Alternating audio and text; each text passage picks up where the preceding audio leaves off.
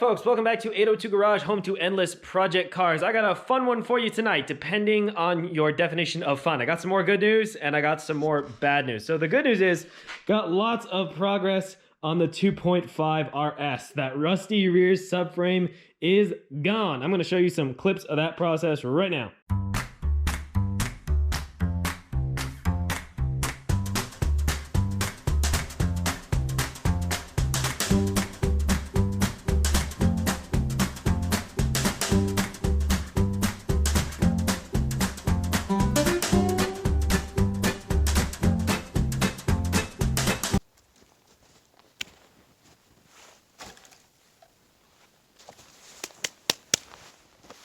So yeah, it is out in the scrap pile, not to be dealt with anymore.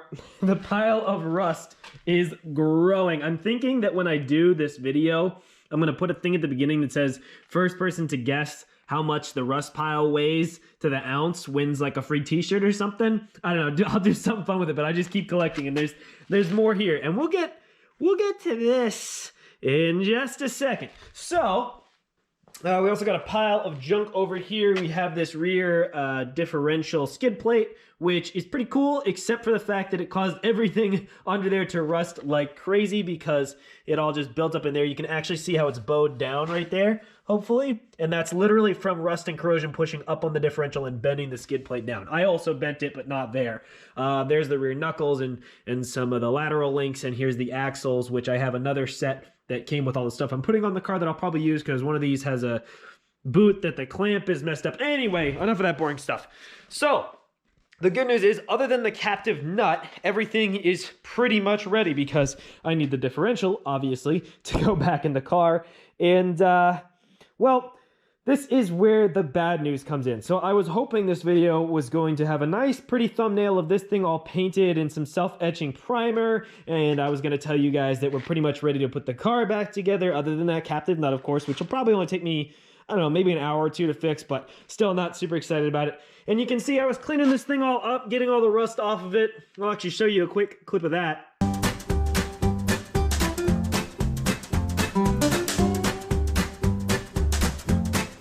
So you can see all this, more to add to the pile, all came off of this. It flakes off in huge layers. But also, one sketchy thing, and you might have already noticed the real issue we're gonna get to, but like here, so much rust flaked off that I'm scared it's getting thin. You can hear how the tone changes, and I'm worried that right here, where the pressure was pushing up from that skid plate, and where the rust was so bad and where this flaked off so many layers that it's actually really thin. So I think it'll be fine unless it gets hit by a big rock, in which case it's screwed anyways. So whatever, probably gonna have to use this diff. I did pull out the axles, cleaned all this up a little bit. So here's where we get to the real issue. And I did drain all the fluid out of this. I cleaned out the inside nicely, and I cleaned off these drain plugs. I was all happy. But look at that. Would you just look at it? Ugh, I am so annoyed. I was cleaning off all the rust and corrosion. I started with the other side, of course. This is the bottom of the differential. I had it right side up, cleaned off this whole back plate with a wire wheel just to get off the corrosion and stuff. I was cleaning these so they would mate up nicely with the mustache bar when I get there. Cleaned these off and drained it, put them back in, torqued them to spec just to make sure that it took it all nicely. And there was so much corrosion built up right here from all the gunk sitting in that rear skid plate that when I flaked it off with the hammer, and no, I didn't hit it hard or anything, I will show you the footage, but when I just literally flaked that off, there was a hole in the diff cover because there was so much corrosion.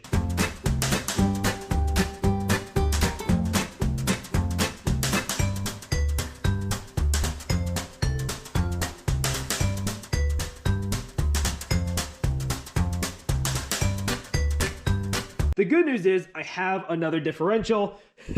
Bad news is it's underneath all that junk, but it's not actually that hard to get. You can actually see it peeking out right over here. And it does actually have the studs in it still. That came with the 2003 WRX transmission I bought to replace the transmission in my 2004 WRX, which has a bad second gear, but I obviously don't need the rear differential. 03 and 04, the rear differentials are the same ratio. Unfortunately, that is apparently a 3.54 ratio differential because the 03 WRX has a 3.9 final drive and a 1.1 conversion ratio to the rear, so that's what you end up with. This is a 4.11 rear differential ratio, as is the final drive in these cars, which I believe also has a 1.0 conversion.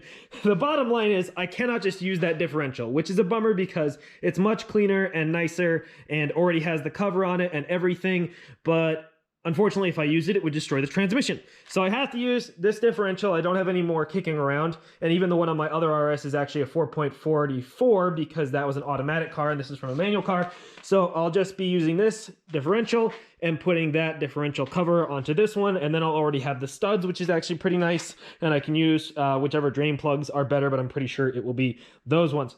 So basically, it's just one of those projects where it's fighting me every step of the way, which I'll be honest with you is pretty much bog standard for any job you do in Vermont on a vehicle that's, you know, say more than 10, 15 years old, but especially if it's been neglected, and this car obviously was. And unfortunately, while the rear skid plate did a good job of not letting anything smash into the differential and destroy it, it also did a really good job of just collecting dirt and salt and grime and rusting everything to hell.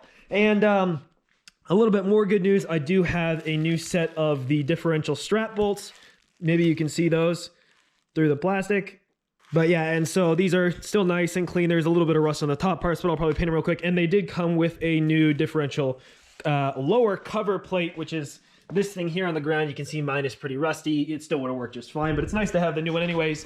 It will look nicer and, you know, be easier to get off the next time. So that's basically where I'm at. I spent a few hours today shoveling, cleaning up snow around the cars because we got, I don't know, must have been a solid, I don't know, somewhere between 6 and 12 inches of snow, at least in the past couple days. So there was just a lot stacking up in front of the garage and around all the cars. And then I spent several hours working on this, just getting the final bolts out of that stupid rusty pile of junk rear subframe and trying to take stuff off. And even though I'm not going to be saving a lot of those parts, I do at least want to save the basic knuckles because it's not like they're getting more common, and who knows, I might need them someday. And the axles are still good. I just need to put some straps on the boots. So, you know, I'm just trying to keep everything safe and you know, determine what I do need to keep, as we were talking about recently. But unfortunately, I definitely need to keep the differential. And then it just something just had to go wrong. I was like, you know, happy out here, had my heater on, was just cleaning all the rust off, thought I was doing a good thing. And then differential cover that I just cleaned up all nicely, just drained and everything, is bad. And so unfortunately, I still have to drain that other diff. And I think most of the fluid is out of it anyways. And I'll have to clean that one up and put it on there. But I'm still going to finish cleaning the rust off of this, make sure there's no holes in the differential case itself, which I guess if there are, I could technically weld it, but that'd be pretty sketchy. Otherwise, I'm just going to finish cleaning it up, spray it with self-etch primer. I don't think I'm going to put any other paint on it because it would take way too long to dry, and, you know, it just, I don't really care that much. It's going to be mostly covered up. I just don't want it to keep rusting so badly. And then I will put on the new rear differential cover, and it should be good to go. So from there, that, you know, obviously not a super long job. Pull the diff out, pull the cover, swap it over, make sure it's all good. Cleaning up the rust and painting it will probably take me another hour, maybe. Captive nut, hopefully an hour or two, and then I can finally start reassembly on the 2.5 RS. So thank you all for watching. That's really just the update for today. You get a little fun rant about how ridiculous this all is. And still going to be working on the merch tomorrow when everybody is back at Teespring. And otherwise, if you made it all the way to the end, let me know if you expected me to release a video today or not, now that daily December is over. But, you know, I wasn't going to leave you hanging like that. I'm sure someday soon I may need to take a day off. But for right now, I'm just going to try to keep going with daily videos, and I'll probably still keep editing some old footage as well. I just have to find the time to do that and pick which days I want to work on cars and pick which days I want to get heavier on the edits. So I appreciate y'all. Thank you very much for watching 802 Garage. As always, I hope you are enjoying more of my rust misery. In this case, it wasn't rust. Technically, it was aluminum corrosion, or aluminium for all you overseas people. But, you know, byproduct of the same problems. And what's funny is for aluminum to corrode all the way through like that, it has to be constantly exposed to moisture. So you know that there was just so much gunk sitting up in there, just slowly rubbing away at it, eating away at it until it corroded. And then I came along, popped a hole in it. I could JB weld it. All right, I'll catch y'all very soon. Bye-bye. Thanks for the SR20. Have a wonderful time.